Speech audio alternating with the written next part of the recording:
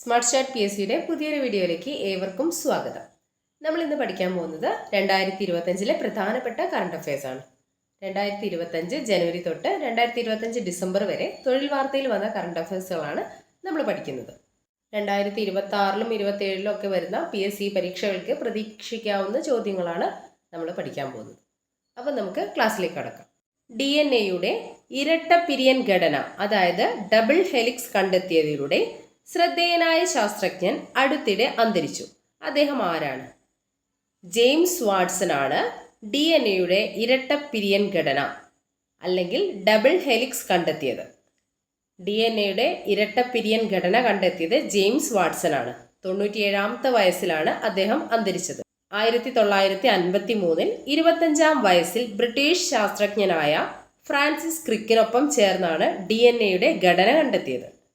20-ാം നൂറ്റാണ്ടിലെ ഏറ്റവും മഹത്തായ ഈ കണ്ടുപിടുത്തത്തിൻ്റെ പേരിൽ 1962 ക്രിക്കിനും മോറിസ് വിൽക്കിൻസിനുമൊപ്പം വാട്സന് വൈദ്യശാസ്ത്ര നോബൽ ലഭിച്ചു. 1953 ബ്രിട്ടീഷ് ശാസ്ത്രജ്ഞനായ ഫ്രാൻസിസ് ക്രിക്കിനോടൊപ്പം ചേർന്ന് ജെയിംസ് വാട്സൺ DNA ഇരട്ട പിരിയൻ ഘടന കണ്ടെത്തിയത്. ഹ്യൂമൻ ജീനോമിൻ്റെ പിതാവ് എന്നാണ് വാട്സനെ വിശേഷിപ്പിച്ചിരുന്നത്. ഹ്യൂമൻ ജീനോമിൻ്റെ പിതാവ് എന്നറിയപ്പെടുന്നത് ആരാണ്? ജെയിംസ് വാട്സൺ ആണ്. ജെയിംസ് വാട്സന്റെ ആത്മകഥ ഡബിൾ ഹെലിക്സ്. ഡബിൾ ഹെലിക്സ് എന്നതാണ് ജെയിംസ് വാട്സന്റെ ആത്മകഥ. ഒന്നുകൂടെ പറയാം. DNA ഇരട്ട പിരിയൻ ഘടന കണ്ടെത്തിയത് 1953 ബ്രിട്ടീഷ് ശാസ്ത്രജ്ഞനായ ഫ്രാൻസിസ് ക്രിക്കും ജെയിംസ് വാട്സണും ചേർന്നാണ്. 1962 ക്രിക്കിനും മോറിസ് വിൽക്കിൻസിനുമൊപ്പം വാട്സൺ വൈദ്യശാസ്ത്ര നോബൽ പങ്കുവച്ചു. ഹ്യൂമൻ ജീനോമിൻ്റെ പിതാവ് എന്നറിയപ്പെടുന്നത് ജെയിംസ് വാട്സൺ ആണ്. ജെയിംസ് വാട്സന്റെ ആത്മകഥയാണ് ഡബിൾ ഹെലിക്സ്. അടുത്ത പോയിന്റ് പഠിക്കാം. ദേശീയ ഗീതമായ വന്ദേ മാതരത്തിൻ്റെ 150-ാം വാർഷികാഘോഷങ്ങൾക്ക് എന്നാണ് തുടക്കം കുറിച്ചത്? എന്നാണ്? 2025 നവംബർ 7. 2025 നവംബർ 7 ദേശീയ ഗീതമായ വന്ദേ മാതരത്തിൻ്റെ 150-ാം വാർഷികാഘോഷങ്ങൾക്ക് തുടക്കം കുറിച്ചത്. വന്ദേ മാതരം കൃതി രചിച്ചത് ബങ്കിം ചന്ദ്ര ചാറ്റർജിയാണ്. ബങ്കിം ചന്ദ്ര ചാറ്റർജിയുടെ ആനന്ദമഠം എന്ന നോവലിൽ നിന്നെടുത്തതാണ് വന്ദേ മാതരം. 1896 കൊൽക്കത്തയിൽ നടന്ന കോൺഗ്രസ് സമ്മേളനത്തിൽ രവീന്ദ്രനാഥ ടാഗോറാണ് വന്ദേ മാതരം ആലപിച്ചത്. 1909 വന്ദേ മാതരത്തെ ഇംഗ്ലീഷിലേക്ക് തർജ്ജമ ചെയ്തത് അരവിന്ദോ ഘോഷാണ്. 1950 ജനുവരി 24 ഇന്ത്യൻ ഭരണഘടനാ നിർമ്മാണ സഭ വന്ദേ മാതരം ദേശീയ ഗീതമായി അംഗീകരിച്ചു. ഒന്നുകൂടെ പറയാം. 2025 നവംബർ 7 ദേശീയ ഗീതമായ വന്ദേ മാതരത്തിൻ്റെ 150-ാം വാർഷികാഘോഷങ്ങൾക്ക് തുടക്കം കുറിച്ചത്. വന്ദേ മാതരം എഴുതിയത് ബങ്കിം ചന്ദ്ര ചാറ്റർജിയാണ്. ബങ്കിം ചന്ദ്ര ചാറ്റർജിയുടെ ആനന്ദമഠം എന്ന നോവലിൽ നിന്നെടുത്തതാണ് വന്ദേ മാതരം. 1909 ഇംഗ്ലീഷിലേക്ക് വന്ദേ മാതരം തർജ്ജമ ചെയ്തത് അരവിന്ദോ ഘോഷാണ്. 1950 ജനുവരി 24 ഇന്ത്യൻ ഭരണഘടനാ നിർമ്മാണ സഭ വന്ദേ മാതരം ദേശീയ ഗീതമായി അംഗീകരിച്ചു. അതിൻ്റെ കൂടെ ഇതോടെ ഓർത്തു വെക്കുക. 1875 നവംബറിൽ അക്ഷയ നവമി ദിനത്തിൽ രചിച്ചതാണ് വന്ദേ മാതരം എന്ന് കരുതുന്നതിനാലാണ് നവംബർ 7 ആഘോഷങ്ങൾക്ക് തുടക്കം കുറിച്ചത്. അടുത്ത പോയിന്റ്. ഇന്ത്യൻ ഹോക്കിയുടെ എത്രാമത് വാർഷികമാണ് 2025 നവംബർ 7 ആഘോഷിച്ചത്? ഇന്ത്യൻ ഹോക്കിയുടെ 100ാമത് വാർഷികമാണ് 2025 നവംബർ 7 ആഘോഷിച്ചത്. 1925 നവംബർ 7 മധ്യപ്രദേശിലെ ഗ്വാളിയോറിൽ ഇന്ത്യൻ ഹോക്കി ഫെഡറേഷൻ സ്ഥാപിതമായിട്ടുള്ളത്. 100ാം വാർഷികാഘോഷങ്ങൾ നടന്നത് എവിടെയാണ്? ഡൽഹിയിലെ മേജർ ധ്യാൻചന്ദ് നാഷണൽ സ്റ്റേഡിയത്തിൽ വെച്ചിട്ടാണ് 100ാം വാർഷികം ആഘോഷിച്ചിട്ടുള്ളത്. അടുത്ത പോയിന്റ് നോക്കാം. ന്യൂയോർക്ക് നഗരത്തിൻ്റെ ആദ്യ മുസ്ലിം മേയർ ആരാണ്? ന്യൂയോർക്ക് നഗരത്തിൻ്റെ ആദ്യ മുസ്ലിം മേയർ സൊഹ്റാൻ മംദാനിയാണ് ന്യൂയോർക്ക് നഗരത്തിൻ്റെ ആദ്യത്തെ മുസ്ലിം മേയർ. ഇന്ത്യൻ വംശജനും ആഫ്രിക്കയിൽ ജനിച്ച വ്യക്തിയുമാണ് മംദാനി. ന്യൂയോർക്കിൻ്റെ ചരിത്രത്തിൽ 1892 ശേഷമുള്ള ഏറ്റവും പ്രായം കുറഞ്ഞ മേയറാണ് സൊഹ്റാൻ മംദാനി. ഡെമോക്രാറ്റിക് പാർട്ടിയിലെ ഇടതുപക്ഷക്കാരനാണ് 34 വയസ്സുകാരനായ മംദാനി. അപ്പം നമ്മൾ പറഞ്ഞത് ന്യൂയോർക്ക് നഗരത്തിൻ്റെ ആദ്യത്തെ മുസ്ലിം മേയറാണ് സൊഹ്റാൻ മംദാനി. അടുത്ത പോയിന്റ്. ഇസ്രായേൽ അറബ് ഇസ്ലാമിക ബന്ധം സാധാരണ നിലയിലാക്കുന്നതിനായി 2020 US പ്രസിഡന്റ് ഡൊണാൾഡ് ട്രംപിന്റെ ആദ്യ സർക്കാർ ഇടപെട്ട് രൂപം കൊടുത്ത ഉടമ്പടി ഏതാണ്? എബ്രഹാം ഉടമ്പടിയാണ്. ആ എബ്രഹാം ഉടമ്പടിയിൽ ഏറ്റവും ഒടുവിൽ അംഗമായത് കസാക്കിസ്ഥാനാണ്. ഇസ്രായേൽ അറബ് ഇസ്ലാമിക ബന്ധം സാധാരണ നിലയിലാക്കുന്നതിനായി 2020 US പ്രസിഡന്റ് ഡൊണാൾഡ് ട്രംപിന്റെ ആദ്യ സർക്കാർ ഇടപെട്ട് രൂപം കൊടുത്ത എബ്രഹാം ഉടമ്പടിയിൽ ഏറ്റവും ഒടുവിൽ അംഗമായത് കസാക്കിസ്ഥാനാണ്. അടുത്ത പോയിന്റ്, ആഗോളതാപനം കുറയ്ക്കാനുള്ള ശ്രമങ്ങൾ ഊർജിതമാക്കുക എന്ന ലക്ഷ്യത്തോടെ 30ാമത് ആഗോള കാലാവസ്ഥാ ഉച്ചകോടി അതായത് COP30 നടന്നത് എവിടെയാണ്? ബ്രസീലിലെ ബേലം. ആഗോളതാപനം കുറയ്ക്കാനുള്ള ശ്രമങ്ങൾ ഊർജിതമാക്കുക, അതാണ് ലക്ഷ്യം. COP30യുടെ ലക്ഷ്യം എന്താണ്? ആഗോളതാപനം കുറയ്ക്കാനുള്ള ശ്രമങ്ങൾ ഊർജിതമാക്കുക എന്ന ലക്ഷ്യത്തോടെ 30ാമത് ആഗോള കാലാവസ്ഥാ ഉച്ചകോടി നടന്നത് എവിടെയാണ്? ബ്രസീലിലെ ബേലം. അടുത്തിടെ അന്തരിച്ച US വൈസ് പ്രസിഡന്റ് ആരായിരുന്നു? ഡിക് ചെനിയാണ് US വൈസ് പ്രസിഡന്റ് പദവിയിൽ ഇരിക്കെ അന്തരിച്ചത്. ഇനി നോക്കുന്നത് സാഹിത്യ പുരസ്കാരമാണ്. 2025 ഡെബോറ റോജേഴ്സ് പുരസ്കാരം നേടിയ മലയാളിയാണ് ശരണ്യ മൂർത്തി.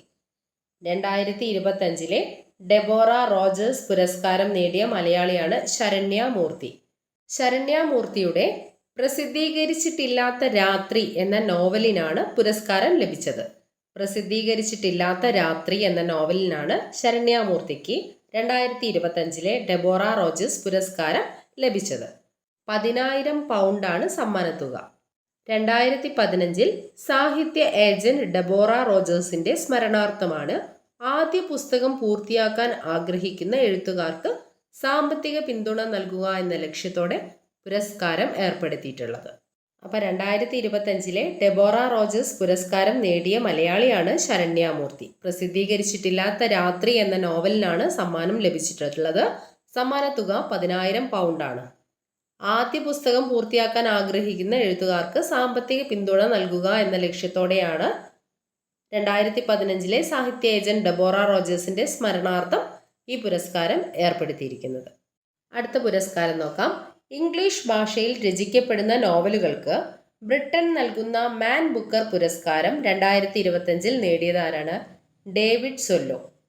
ഫ്ലഷ് എന്ന നോവലിനാണ് പുരസ്കാരം. ഇംഗ്ലീഷ് ഭാഷയിൽ രചിക്കപ്പെടുന്ന നോവലുകൾക്ക് ബ്രിട്ടൻ നൽകുന്ന മാൻ ബുക്കർ പുരസ്കാരം 2025 നേടിയത് ഡേവിഡ് സൊല്ലോ. ഫ്ലഷ് എന്ന നോവലിനാണ് പുരസ്കാരം ലഭിച്ചിരിക്കുന്നത്. ബ്രിട്ടന്റെ മാൻ ബുക്കർ പുരസ്കാരം 2024 നേടിയത് ഇംഗ്ലീഷ് എഴുത്തുകാരനായ സാമന്ത ഹാർവിയാണ്. അദ്ദേഹത്തിന്റെ നോവലാണ് ഓർബിറ്റൽ. 2024 ബ്രിട്ടന്റെ മാൻ ബുക്കർ പുരസ്കാരം കരസ്ഥമാക്കിയത് ഓർബിറ്റൽ എന്ന നോവൽ എഴുതിയ സാമന്ത ഹാർവിയാണ്. 2025 ഡെയ്റ്റൺ സാഹിത്യ സമാധാന സമ്മാന ജേതാവാണ് സൽമാൻ റുഷ്ദി. ബ്രിട്ടീഷ് ഇന്ത്യൻ സാഹിത്യകാരനായ റുഷ്ദിക്ക് ആജീവനാന്ത സംഭാവനയ്ക്കാണ് പുരസ്കാരം ലഭിച്ചിരിക്കുന്നത്. അടുത്ത പോയിന്റ്, മാലിദ്വീപിൽ ഇന്ത്യയുടെ സാമ്പത്തിക സഹായത്തോടെ നിർമ്മിച്ച വിമാനത്താവളം ഉദ്ഘാടനം ചെയ്യപ്പെട്ടു. ആ വിമാനത്താവളത്തിന്റെ പേരെന്താണ്? മാലിദ്വീപിൽ ഇന്ത്യയുടെ സാമ്പത്തിക സഹായത്തോടെ നിർമ്മിച്ച വിമാനത്താവളമാണ് ഹനിമതു. മാലിദ്വീപിൽ ഇന്ത്യയുടെ സാമ്പത്തിക സഹായത്തോടെ നിർമ്മിച്ച വിമാനത്താവളമാണ് ഹനിമതു. അടുത്ത പോയിന്റ്, കേരളത്തിൽ കയർ ദിനം ആചരിക്കുന്നത് എന്നാണ്? കേരളത്തിൽ കയർ ദിനം ആചരിക്കുന്നത് നവംബർ 5-നാണ്. നവംബർ 5-നാണ് കയർ ദിനം. കേരളത്തിൽ കയർ ദിനം ആചരിക്കുന്നത് നവംബർ 5. അടുത്ത പോയിന്റ്, മഹാരാഷ്ട്രയിലെ സ്ലാങ്ങി ജില്ലയിലെ ഇസ്ലാംപൂർ നഗരത്തിന്റെ പുതിയ പേര്. സ്ലാങ്ങി ജില്ലയിലെ ഇസ്ലാംപൂർ നഗരത്തിന്റെ പുതിയ പേരാണ് ഈശ്വർപൂർ. മഹാരാഷ്ട്രയിലെ സ്ലാങ്ങി ജില്ലയിലെ ഇസ്ലാംപൂർ നഗരത്തിന്റെ പുതിയ പേരാണ് ഈശ്വർപൂർ.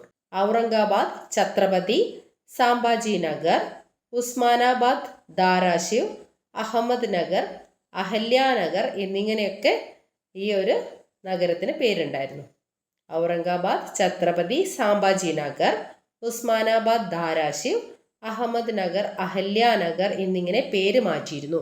ഈ നഗരത്തെ ഇസ്ലാംപൂറിന്റെ പഴയ പേരുകളാണ് ഇവയൊക്കെ. പുതിയ പേര് ഈശ്വർപൂർ എന്നാണ്. അടുത്ത പോയിന്റ്, മനുഷ്യാവകാശ ധ്വംസനങ്ങളിലൂടെ കുപ്രസിദ്ധി നേടിയ അന്തരിച്ച ഇന്തോനേഷ്യൻ മുൻ പ്രസിഡന്റ് സുഹാർത്തോയ്ക്ക് ആ രാജ്യം അടുത്തിടെ നൽകിയ ബഹുമതിയാണ് ദേശീയ നായകൻ. അടുത്ത് പഠിക്കാൻ പോകുന്നത് 2025 കേരള സംസ്ഥാന പുരസ്കാരങ്ങളാണ്. 2025 കേരള ജ്യോതി പുരസ്കാരം നേടിയത് ഡോക്ടർ എം.ആർ. രാഘവ വാര്യർ. 2025 കേരള ജ്യോതി പുരസ്കാര ജേതാവാണ് ഡോക്ടർ എം.ആർ. രാഘവ വാര്യർ. 2025 കേരള പ്രഭ പുരസ്കാര ജേതാക്കൾ പി.ബി. അനീഷും രാജശ്രീ വാര്യറുമാണ്. 2025 കേരള പ്രഭ പുരസ്കാര ജേതാക്കളാണ് പി.ബി. അനീഷ്, രാജശ്രീ വാര്യർ. 2025 കേരളശ്രീ പുരസ്കാര ജേതാക്കൾ ശശികുമാർ, ഷഹാൽ ഹസൻ മുസലിയാർ, എം.കെ. വിമൽ ഗോവിന്ദ്, അഭിലാഷ് ടോമി, ജിലുമോൾ മാരിയറ്റ് തോമസ് എന്നിവരാണ്. 2025 കേരള പുരസ്കാര ജേതാക്കളാണ് ശശികുമാർ, ഷഹാൽ ഹസൻ മുസലിയാർ, എം.കെ. വിമൽ ഗോവിന്ദ്, അഭിലാഷ് ടോമി, ജിലുമോൾ മാരിയറ്റ് തോമസ്. ഒന്നുകൂടെ പറയാം, 2025 കേരള ജ്യോതി പുരസ്കാര ജേതാവ് ഡോക്ടർ എം.ആർ. രാഘവ വാര്യറാണ്. കേരള പ്രഭ പുരസ്കാര ജേതാക്കളാണ് പി.ബി. അനീഷും രാജശ്രീ വാര്യറും. കേരളശ്രീ പുരസ്കാരം നേടിയത് ശശികുമാർ, ഷഹാൻ ഹസൻ മുസലിയാർ, എം.കെ. വിമൽ ഗോവിന്ദ്, അഭിലാഷ് ടോമി, ജിലുമോൾ മാരിയറ്റ് തോമസ് എന്നിവരാണ്. കേരള ചലച്ചിത്ര അക്കാദമിയുടെ പുതിയ ചെയർമാൻ റസൂൽ പൂക്കുട്ടിയാണ്. Vice chairperson Kukku Parameswaran. കേരള ചലച്ചിത്ര അക്കാദമിയുടെ പുതിയ ചെയർമാനാണ് റസൂൽ പൂക്കുട്ടി. Vice chairperson Kukku Parameswaran. അടുത്ത പോയിന്റ് പഠിക്കാം.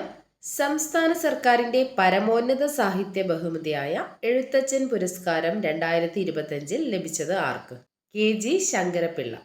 അപ്പോൾ സംസ്ഥാന സർക്കാരിൻ്റെ പരമോന്നത സാഹിത്യ ബഹുമതിയാണ് എഴുത്തച്ഛൻ പുരസ്കാരം. കേരള സംസ്ഥാന സർക്കാരിൻ്റെ പരമോന്നത സാഹിത്യ ബഹുമതിയാണ് എഴുത്തച്ഛൻ പുരസ്കാരം. 2025 എഴുത്തച്ഛൻ പുരസ്കാരം ലഭിച്ചത് കെ.ജി. ശങ്കരപ്പിള്ളയ്ക്കാണ്. 5 ലക്ഷം രൂപയും ശില്പവും പ്രശസ്തി പത്രവും അടങ്ങുന്നതാണ് പുരസ്കാരം. 2024 എഴുത്തച്ഛൻ പുരസ്കാര ജേതാവാണ് N.S. മാധവൻ. 2025 എഴുത്തച്ഛൻ പുരസ്കാരം നേടിയത് കെ.ജി. ശങ്കരപ്പിള്ളയാണ്. 2024 എഴുത്തച്ഛൻ പുരസ്കാരം നേടിയത് N.S. മാധവൻ. അടുത്ത പോയിന്റ്, ലോകത്തെ ഏറ്റവും ഉയരം കൂടിയ ക്രിസ്തീയ ദേവാലയം എന്ന ഗാദി നേടിയത് ബാഴ്സലോണയിലെ സഗ്രാഡ ഫെമിലിയ എന്ന ദേവാലയമാണ്.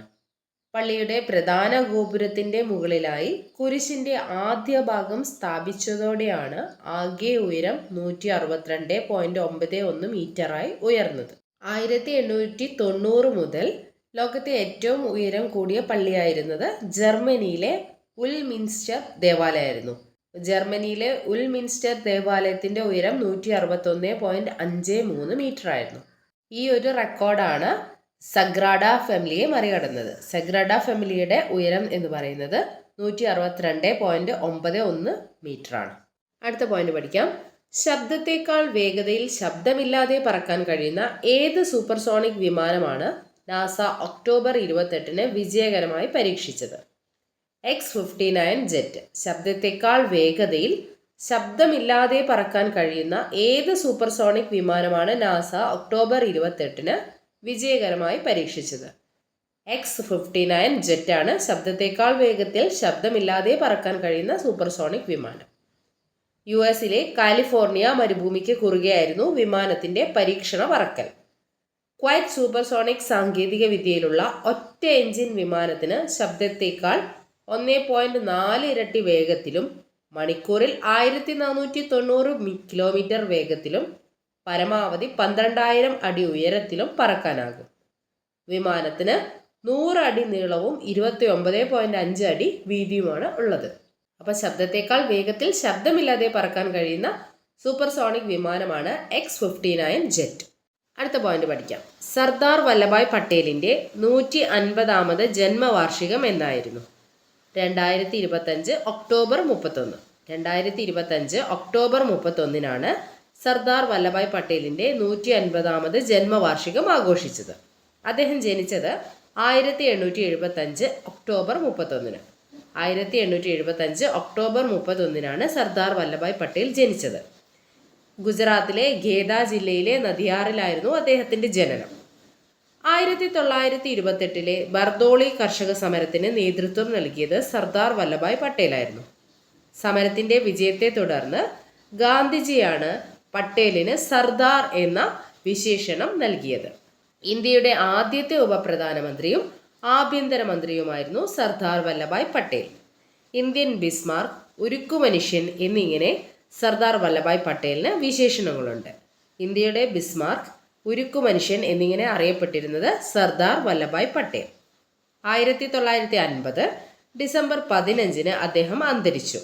1991 മരണാനന്തര ബഹുമതിയായി ഭാരതരത്നം ലഭിച്ചു. അദ്ദേഹത്തിൻ്റെ ജന്മദിനമായ ഒക്ടോബർ 31 രാഷ്ട്രീയ ഏകതാ ദിനമായിട്ടാണ് ആചരിക്കുന്നത്. ഒക്ടോബർ 31 രാഷ്ട്രീയ ഏകതാ ദിനമായിട്ടാണ് ആചരിക്കുന്നത്. അതിൻ്റെ കൂടെ ഒരു പോയിന്റ് കൂടെ പഠിച്ചോളൂ.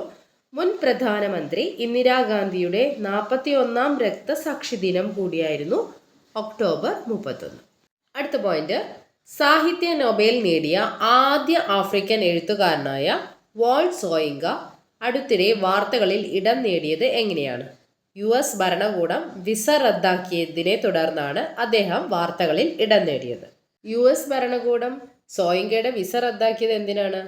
US പ്രസിഡന്റായ ട്രംപിനെ ഉഗാണ്ടയിലെ ഏകാധിപതിയായിരുന്ന ഈദി അമീന്റെ വെള്ളക്കാരനായ പതിപ്പ് എന്ന് സോയിങ്ക വിശേഷിപ്പിച്ചിരുന്നു. ഇതിനെ തുടർന്നാണ് US ഭരണകൂടം അദ്ദേഹത്തിൻ്റെ വിസ റദ്ദാക്കിയത്.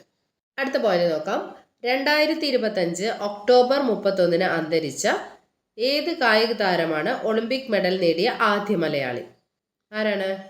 Manual Frederick. 2025 October 31 Olympic medal നേടിയ ആദ്യ മലയാളിയായ മാനുവൽ ഫെഡറിക് അന്തരിച്ചു എന്ന കാര്യം ഓർത്തു വെക്കുക. 1972 മ്യൂണിക് ഒളിമ്പിക്സിൽ നെതർലാൻഡ്സിനെ തോൽപ്പിച്ച് വെങ്കലം നേടിയ ഇന്ത്യൻ ഹോക്കി ടീമിന്റെ ഗോളിയായിരുന്നു മാനുവൽ ഫെഡറിക്. ഗോൾ മുഖത്തെ കടുവ എന്ന് വിശേഷിപ്പിക്കപ്പെട്ട താരമാണ് മാനുവൽ ഫെഡറിക്. ഗോൾ മുഖത്തെ കടുവ എന്നറിയപ്പെട്ടിരുന്നത് മാനുവൽ ഫെഡറിക് ആണ്. 1971 മുതൽ 7 വർഷം ഇന്ത്യൻ ഹോക്കി ടീമിന്റെ ഗോളിയായി പ്രവർത്തിച്ചിരുന്നു മാനുവൽ ഫെഡറിക്. മാനുവൽ ഫെഡറിക്കിന്റെ സ്വദേശം എന്ന് പറയുന്നത് കണ്ണൂരിലുള്ള ബർണശ്ശേരിയാണ്. 2019 ധ്യാൻചന്ദ് പുരസ്കാരവും മാനുവൽ ഫെഡറിക്കിന് ലഭിച്ചിട്ടുണ്ട്. അടുത്ത പോയിന്റ്, അക്ബർ ചക്രവർത്തിയുടെ കൊട്ടാരം ചിത്രകാരൻ വരച്ച ചീറ്റകൾ വിശ്രമിക്കുന്ന ചിത്രം എ ഫാമിലി ഓഫ് ചീറ്റാസ് അടുത്തിടെ ന്യൂഡൽഹിയിൽ നടന്ന ലേലത്തിൽ 119 കോടിയോളം രൂപയ്ക്ക് വിറ്റുപോയി. ആ ചിത്രകാരൻ ആരാണ്? ചിത്രകാരനാണ് ബസവൻ. എ ഫാമിലി ഓഫ് ചീറ്റാസ് എന്ന ചിത്രം വരച്ച ചിത്രകാരനാണ് ബസവൻ. അക്ബർ ചക്രവർത്തിയുടെ കൊട്ടാരം ചിത്രകാരനാണ് ബസവൻ. അടുത്ത പോയിന്റ്, ടാൻസാനിയയുടെ ആദ്യ വനിതാ പ്രസിഡന്റ് രണ്ടാമതും തിരഞ്ഞെടുക്കപ്പെട്ടു. അവരുടെ പേരെന്താണ്? സാമിയ സുലുഹു ഹസൻ. 2015-2021 കാലത്ത് വൈസ് പ്രസിഡന്റ് ആയിരുന്ന സാമിയ 2021 മാർച്ചിലാണ് ആദ്യമായിട്ട് പ്രസിഡന്റ് ആയത്. അടുത്ത പോയിന്റ് നോക്കാം. യുനെസ്കോ ക്രിയേറ്റീവ് സിറ്റീസ് നെറ്റ്വർക്കിൽ ഇടം പിടിച്ച ഇന്ത്യൻ നഗരം ഏത്? ഉത്തർപ്രദേശിലെ ലക്നൗ. രുചി വൈവിധ്യങ്ങളുടെയും പാചക പാരമ്പര്യത്തിൻ്റെയും പേരിലുള്ള യുനെസ്കോ പട്ടികയിൽ, അതായത് യുനെസ്കോ ക്രിയേറ്റീവ് സിറ്റീസ് നെറ്റ്വർക്കിൽ ഇടം പിടിച്ച ഇന്ത്യൻ നഗരമാണ് ഉത്തർപ്രദേശിലെ ലക്നൗ. ലോക നഗര ദിനത്തോടനുബന്ധിച്ച് ഉസ്ബെക്കിസ്ഥാനിലെ സമർഖണ്ഡിൽ നടന്ന യുനെസ്കോ ജനറൽ കോൺഫറൻസിന്റെ 43ാമത് സെഷനിലാണ് ലക്നൌവിനെ ക്രിയേറ്റീവ് സിറ്റി ഓഫ് ഗാസ്ട്രോണമിയായി പ്രഖ്യാപിച്ചത്. 2019 ഹൈദരാബാദ് ഈ സൂചികയിൽ വന്ന ശേഷം ഇതിലുൾപ്പെടുന്ന ഇന്ത്യൻ നഗരമാണ് ലക്നൗ. അടുത്ത പോയിന്റ്, PM ശ്രീ സ്കൂൾ പദ്ധതിയുടെ പൂർണ്ണരൂപം. പ്രധാനമന്ത്രി schools four rising India. PM Shri school പദ്ധതിയുടെ പൂർണ്ണരൂപമാണ് പ്രധാനമന്ത്രി schools four rising India. 2022 September 7 PM Shri പദ്ധതി കേന്ദ്ര സർക്കാർ അവതരിപ്പിച്ചത്. 2023 മുതൽ 2027 വർഷത്തേക്കുള്ള പദ്ധതി പ്രകാരം ഓരോ ബ്ലോക്കിലും നിലവിലുള്ള 2 വിദ്യാലയങ്ങൾ PM ശ്രീയായി വികസിപ്പിക്കും. ഒരു വിദ്യാലയത്തിന് ശരാശരി 1.13 കോടി രൂപ നൽകും. കേന്ദ്ര സംസ്ഥാന വിഹിതം 60:40 എന്ന അനുപാതത്തിലാണ്. കേന്ദ്രത്തിൻ്റെ വിഹിതം 60%, സംസ്ഥാനം 40%. 14,500 സർക്കാർ സ്കൂളുകളെ മാതൃകാ സ്ഥാപനങ്ങളാക്കാൻ 27,000 കോടി രൂപ വകയിരുത്തിയിട്ടുണ്ട്. തമിഴ്നാട്, ബംഗാൾ എന്നീ സംസ്ഥാനങ്ങൾ ഒഴികെയുള്ള സംസ്ഥാനങ്ങളും കേന്ദ്രഭരണ പ്രദേശങ്ങളും പദ്ധതിയുടെ ഭാഗമായിട്ടുണ്ട്. തമിഴ്നാടും ബംഗാളും പ്രധാനമന്ത്രി സ്കൂൾ ഫോർ റൈസിംഗ് ഇന്ത്യ പദ്ധതിയിൽ പങ്കാളികളല്ല. അതുപോലെ കേരളം ആദ്യം ചേർന്നിട്ടുണ്ടായിരുന്നു ഈ പദ്ധതിയിൽ, പിന്നീട് പിന്മാറുന്നതായി കത്ത് നൽകിയിട്ടുണ്ട്. അപ്പം PM ശ്രീ സ്കൂൾ പദ്ധതിയുടെ പൂർണ്ണ രൂപം എന്താണ്? പ്രധാനമന്ത്രി സ്കൂൾസ് ഫോർ റൈസിംഗ് ഇന്ത്യ. അടുത്ത പോയിന്റ്, അടുത്തിടെ വാർത്തകളിൽ ഇടം നേടിയ പ്രസിദ്ധമായ ലുവ്രോ മ്യൂസിയം എവിടെയാണ്? ലുവ്രോ മ്യൂസിയം സ്ഥിതി ചെയ്യുന്നത് ഫ്രാൻസിലെ പാരീസിലാണ്. ഈ മ്യൂസിയത്തിൽ നിന്ന് അടുത്തിടെ അമൂല്യങ്ങളായ രത്നങ്ങൾ പതിച്ച ആഭരണങ്ങളും കിരീടങ്ങളും മറ്റും പട്ടാപ്പകൽ മോഷ്ടിക്കപ്പെട്ടിരുന്നു. അവസാനത്തെ ഫ്രഞ്ച് ചക്രവർത്തിയായ നെപ്പോളിയൻ മൂന്നാമൻ്റെ പത്നി യൂജിൻ ചക്രവർത്തിനിയുടെ കിരീടവും ഇതിൽ ഉൾപ്പെട്ടു. അപ്പം വാർത്തകളിൽ ഇടം നേടിയ ലുവ്രോ മ്യൂസിയം സ്ഥിതി ചെയ്യുന്നത് ഫ്രാൻസിലെ പാരീസിലാണെന്ന കാര്യം ഓർത്തു വയ്ക്കാം. അടുത്ത പോയിന്റ് നോക്കാം. ഇന്ത്യയുടെ ആദ്യ റോക്കറ്റ് വിക്ഷേപണ കേന്ദ്രമായി തുമ്പ എന്ന ഗ്രാമത്തെ തിരഞ്ഞെടുക്കുന്നതിൽ പ്രധാന പങ്കുവഹിച്ച ശാസ്ത്രജ്ഞൻ അടുത്തിടെ അന്തരിച്ചു. അദ്ദേഹമാണ് പ്രൊഫസർ EV ചിറ്റ്നിസ്. ഇന്ത്യൻ ബഹിരാകാശ ഗവേഷണ പദ്ധതിയുടെ തുടക്കക്കാരിൽ ഒരാൾ കൂടിയായിരുന്നു മഹാരാഷ്ട്ര സ്വദേശിയായ ഏകനാഥ് വസന്ത് ചിറ്റ്നിസ്. ഭൂമിയുടെ കാന്തിക മധ്യരേഖയോട് വളരെ അടുത്ത് സ്ഥിതി ചെയ്യുന്നു എന്നതിനാലാണ് തുമ്പ തിരഞ്ഞെടുക്കപ്പെട്ടത്. ഭൂമിയുടെ കാന്തിക മധ്യരേഖയോട് വളരെ അടുത്ത് സ്ഥിതി ചെയ്യുന്നതിനാലാണ് തുമ്പ എന്ന ഗ്രാമത്തെ റോക്കറ്റ് വിക്ഷേപണത്തിനായി തിരഞ്ഞെടുക്കാൻ കാരണം. 1963 നവംബർ 21 നൈക്കി അപ്പാച്ചെ എന്ന ഇന്ത്യയുടെ ആദ്യത്തെ സൗണ്ടിംഗ് റോക്കറ്റിന്റെ വിക്ഷേപണത്തിലും EV ചിറ്റ്നിസ് പ്രധാന പങ്കുവഹിച്ചിരുന്നു. അടുത്ത പോയിന്റ്, ഒളിമ്പിക് സ്വർണ്ണ മെഡൽ ജേതാവ് നീരജ് ചോപ്രയ്ക്ക് ഇന്ത്യൻ സൈന്യത്തിന്റെ ഏത് പദവിയാണ് ലഭിച്ചത്? ഓണററി ലഫ്റ്റനന്റ് കേണൽ പദവി. ഒളിമ്പിക് സ്വർണ്ണ മെഡൽ ജേതാവായ നീരജ് ചോപ്രയ്ക്ക് ഇന്ത്യൻ സൈന്യത്തിന്റെ ലഫ്റ്റനന്റ് കേണൽ പദവിയാണ് ലഭിച്ചിരിക്കുന്നത്. അടുത്ത പോയിന്റ്, രണ്ടാം ലോക മഹായുദ്ധത്തിൽ ജപ്പാൻ സേന മറ്റു രാജ്യങ്ങളോട് ചെയ്ത അതിക്രമങ്ങളുടെ പേരിൽ ക്ഷമാപണം നടത്തിയ മുൻ ജപ്പാൻ പ്രധാനമന്ത്രി ഒക്ടോബർ 17 അന്തരിച്ചു. അദ്ദേഹത്തിന്റെ പേരാണ് ടോമിച്ചി മുറയാന.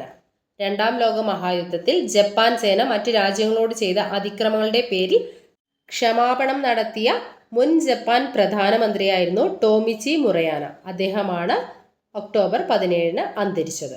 1994-96 കാലത്ത് പ്രധാനമന്ത്രി പദം വഹിച്ച മുറയാന രണ്ടാം ലോക യുദ്ധത്തിൽ ജപ്പാൻ കീഴടങ്ങിയതിൻ്റെ 50ാം വാർഷിക ദിനമായ 1995 ഓഗസ്റ്റ് 15 നിരുപാധികം മാപ്പപേക്ഷിച്ചത്. അടുത്ത പോയിന്റ്, അടുത്തിടെ ഇന്ത്യ സന്ദർശിച്ച ഡോക്ടർ ഹരിണി അമരസൂര്യ ഏത് രാജ്യത്തെ പ്രധാനമന്ത്രിയാണ്? ശ്രീലങ്കയുടെ പ്രധാനമന്ത്രിയാണ് ഡോക്ടർ ഹരിണി അമരസൂര്യ. ശ്രീലങ്കയുടെ പ്രധാനമന്ത്രിയാണ് ഡോക്ടർ ഹരിണി അമരസൂര്യ. അടുത്ത പോയിന്റ് പഠിക്കാം. ഒരൊറ്റ ഓർമ്മക്കുറിപ്പിലൂടെ ആഗോള ശ്രദ്ധ നേടിയ ഈയിടെ 35ാം വയസ്സിൽ അന്തരിച്ച ദക്ഷിണ കൊറിയൻ എഴുത്തുകാരിയാണ് ബെക് സെഹി. ഒരൊറ്റ ഓർമ്മക്കുറിപ്പിലൂടെ ആഗോള ശ്രദ്ധ നേടിയ ദക്ഷിണ കൊറിയൻ എഴുത്തുകാരിയായിരുന്നു ബെക് സെഹി. അടുത്ത പോയിന്റ്, യുവജന പ്രക്ഷോഭത്തെ തുടർന്ന് ഏത് രാജ്യത്തെ പ്രസിഡന്റാണ് അടുത്തിടെ രാജ്യം വിട്ടത്? മഡഗാസ്കറിലെ പ്രസിഡന്റാണ് യുവജന പ്രക്ഷോഭത്തെ തുടർന്ന് അടുത്തിടെ രാജ്യം വിട്ടത്.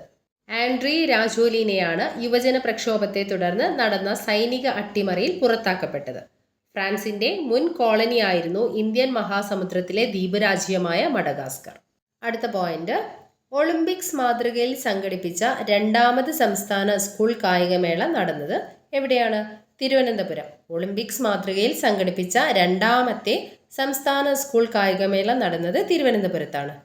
ആദ്യമായി മേളയിൽ കളരിപ്പയറ്റ് മത്സരം ഉൾപ്പെടുത്തിയിരുന്നു. ചാമ്പ്യൻ പട്ടവും സ്വർണ്ണക്കപ്പവും നേടിയത് തിരുവനന്തപുരമാണ്. തൃശ്ശൂരാണ് രണ്ടാം സ്ഥാനം കരസ്ഥമാക്കിയത്. അടുത്ത പോയിന്റ്, 2025 ഒക്ടോബർ 24 അന്തരിച്ച പീയൂഷ് പാണ്ഡെ ഏത് നിലയിലാണ് പ്രസിദ്ധനായിരുന്നത്? പീയൂഷ് പാണ്ഡെ പരസ്യരംഗത്തെ കലാകാരനായിരുന്നു. 2025 ഒക്ടോബർ 24 പീയൂഷ് പാണ്ഡെ അന്തരിച്ചത്. പീയൂഷ് പാണ്ഡെ പരസ്യരംഗത്തെ കലാകാരനായിരുന്നു. പ്രമുഖ ബ്രാൻഡുകൾക്കും സർക്കാർ ഏജൻസികൾക്കും വേണ്ടി പ്രശസ്തമായ പരസ്യങ്ങൾ തയ്യാറാക്കിയത് പീയൂഷ് പാണ്ഡെ ആയിരുന്നു. 1988 രാജീവ് ഗാന്ധി പ്രധാനമന്ത്രിയായിരിക്കെ ദേശീയോദ്ഗ്രഥനം പ്രോത്സാഹിപ്പിക്കുന്നതിനായി ദൂരദർശൻ തയ്യാറാക്കിയ മിലേ സുർ മേരാ തുമാര എന്ന വീഡിയോ ആൽബത്തിനു വേണ്ടി വരികൾ രചിച്ചതും പീയൂഷ് പാണ്ഡെ ആയിരുന്നു. ഗുജറാത്ത് മുഖ്യമന്ത്രിയായിരുന്ന നരേന്ദ്രമോദിയെ പ്രധാനമന്ത്രി പദത്തിലെത്തിച്ച 2014 അബ് കി ബാർ മോദി സർക്കാർ എന്ന പരസ്യ പ്രചാരണത്തിൻ്റെയും സൂത്രധാരൻ പീയൂഷ് പാണ്ഡെ ആയിരുന്നു. അപ്പം നമ്മൾ പഠിച്ചത് 2025 ഒക്ടോബർ 24 പരസ്യരംഗത്തെ കലാകാരനായ പീയൂഷ് പാണ്ഡെ അന്തരിച്ചു. അടുത്ത പോയിന്റ്, മുൻ രാഷ്ട്രപതി KR നാരായണന്റെ പ്രതിമ കേരളത്തിൽ എവിടെയാണ് രാഷ്ട്രപതി ദ്രൗപദി മുർമു ഈയിടെയായി അനാച്ഛാദനം ചെയ്തത്? തിരുവനന്തപുരം രാജ്ഭവനിൽ. തിരുവനന്തപുരം രാജ്ഭവനിലാണ് മുൻ രാഷ്ട്രപതി KR നാരായണന്റെ പ്രതിമ ദ്രൗപദി മുർമു അനാച്ഛാദനം ചെയ്തത്. അടുത്ത പോയിന്റ് പഠിക്കാം. ട്രാൻസ്ജെൻഡറുകളുടെ അവകാശങ്ങൾ സംരക്ഷിക്കാനും തുല്യ അവസരങ്ങൾ ഉറപ്പുവരുത്തുന്നതിനുമുള്ള നയരൂപവൽക്കരണത്തിനായി സുപ്രീം കോടതി നിയമിച്ച സമിതിയുടെ അധ്യക്ഷ ആശാ മേനോൻ. ട്രാൻസ്ജെൻഡറുകളുടെ അവകാശങ്ങൾ സംരക്ഷിക്കാനും തുല്യ അവസരങ്ങൾ ഉറപ്പുവരുത്തുന്നതിനുള്ള നയരൂപവൽക്കരണത്തിനായി സുപ്രീം കോടതി നിയമിച്ച സമിതിയുടെ അധ്യക്ഷയാണ് ആശാ മേനോൻ. ഡൽഹി ഹൈക്കോടതി മുൻ ജഡ്ജിയും മലയാളിയുമാണ് ആശാ മേനോൻ. അടുത്ത പോയിന്റ്, ഔറംഗാബാദ് റെയിൽവേ സ്റ്റേഷന്റെ പുതിയ പേര് ഛത്രപതി സാംബാജി നഗർ സ്റ്റേഷൻ. ഔറംഗാബാദ് റെയിൽവേ സ്റ്റേഷന്റെ പുതിയ പേരാണ് Chhatrapati Sambhaji Nagar station. Next point, ദീപാവലിയോടനുബന്ധിച്ച് അയോധ്യയിൽ സരയൂ നദീതീരത്ത് നടന്ന ദീപോത്സവത്തിന് 2 ഗിന്നസ് റെക്കോർഡുകൾ ലഭിച്ചിട്ടുണ്ട്. അതെന്തിനൊക്കെയായിരുന്നു എന്നാണ് ക്വസ്റ്റ്യൻ. ഏറ്റവും കൂടുതൽ മൺചിരാതുകൾ തെളിയിച്ചതിനും ഏറ്റവും കൂടുതൽ പേർ ആരതിയിൽ പങ്കെടുത്തതിനുമാണ് 2 ഗിന്നസ് റെക്കോർഡുകൾ ലഭിച്ചത്. ദീപാവലിയോടനുബന്ധിച്ച് അയോധ്യയിൽ സരയൂ നദീതീരത്ത് നടന്ന ദീപോത്സവത്തിന് 2 ഗിന്നസ് റെക്കോർഡുകളാണ് ലഭിച്ചത്. ഒന്ന്, ഏറ്റവും കൂടുതൽ മൺചെരാതുകൾ തെളിയിച്ചു എന്നതിനും രണ്ടാമത്തേത് ഏറ്റവും കൂടുതൽ പേർ ആരതിയിൽ പങ്കെടുത്തു എന്നതിനുമാണ് 2 ഗിന്നസ് റെക്കോർഡുകൾ ലഭിച്ചിട്ടുള്ളത്. 26.17 ലക്ഷം മൺചിരാതുകളാണ് അന്ന് തെളിയിച്ചത്. അതുപോലെ 2128 പേരാണ് ആരതിയിൽ പങ്കെടുത്തത്. ഒരു പോയിന്റ് കൂടെ പറയാം. ലണ്ടൻ ബുക്ക് ഓഫ് വേൾഡ് റെക്കോർഡ്സിൽ ഇടം പിടിച്ച കർണാടക സർക്കാരിൻ്റെ പദ്ധതിയാണ് ശക്തി. ലണ്ടൻ ബുക്ക് ഓഫ് വേൾഡ് റെക്കോർഡ്സിൽ ഇടം പിടിച്ച കർണാടക സർക്കാരിൻ്റെ പദ്ധതിയാണ് ശക്തി. കൂടുതൽ വനിതകൾ സൗജന്യമായി ബസ് യാത്ര നടത്തിയതിനുള്ള ലോക റെക്കോർഡാണ് ശക്തി പദ്ധതി സ്വന്തമാക്കിയിട്ടുള്ളത്. അപ്പം നമ്മൾ ഇന്നത്തെ ക്ലാസ്സിൽ ഇത്രയും പോയിന്റ്സാണ് ഉൾപ്പെടുത്തിയിരിക്കുന്നത്. 2025 പ്രധാനപ്പെട്ട കറണ്ട് അഫയേഴ്സ്, ജനുവരി തൊട്ട് ഡിസംബർ വരെയുള്ള പ്രധാനപ്പെട്ട തൊഴിൽ വാർത്തയിൽ വന്ന കറണ്ട് അഫയേഴ്സാണ് നമ്മൾ പഠിക്കുന്നത്. അപ്പോൾ സെക്കൻഡ് പാർട്ട് അടുത്ത ദിവസങ്ങളിൽ തന്നെ ചാനലിൽ അപ്ലോഡ് ചെയ്യും. കറണ്ട് അഫയേഴ്സ് പഠിക്കാൻ താല്പര്യമുള്ളവർ ചാനൽ സബ്സ്ക്രൈബ് ചെയ്ത് കൂടെ കൂടുക. അതുപോലെ വീഡിയോസ് ഇഷ്ടമാവുന്നുണ്ടെങ്കിൽ ലൈക്ക് ചെയ്യാനും കൂട്ടുകാർക്ക് ഷെയർ ചെയ്ത് കൊടുക്കാനും മറക്കരുത്. അപ്പോൾ നമുക്ക് മറ്റൊരു വീഡിയോയിൽ കാണാം. Thank you for watching.